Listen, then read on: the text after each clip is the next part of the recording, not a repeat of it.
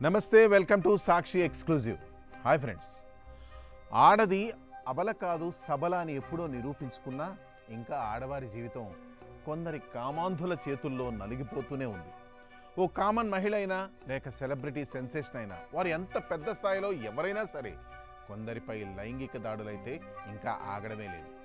ఇలాంటివి జరిగినప్పుడు కొంతమంది తమ కన్నీళ్లతోనే దాచుకుంటున్నారు, మరికొంతమంది విషయాన్ని బయటకు తెచ్చిన ఫలితం అంతంత మాత్రమే. అటువంటి సంఘటనే ఒకటిప్పుడు బయటకు వచ్చింది. దీనిని బయటకు తెచ్చింది వర్జీనియా జెఫ్రీ. ఆవిడ బయట పెట్టిన ఆ ఘటన ఏమిటో ఈ వీడియోలో వివరంగా తెలుసుకుందాం. ముందుగా వర్జీనియా జెఫ్రీ ఎవరో తెలుసుకుందాం. ఈమె ఓ అమెరికన్ ఆస్ట్రేలియన్ ప్రచారకర్త. జెఫ్రీ లైంగిక అక్రమ రవాణా బాధితులకు అండగా నిలబడి వారికి మద్దతు ఇస్తూ ఉంటుంది. అలాగే ఆమె కూడా Jeffrey Epstein sex trafficking ring బాధితురాలు.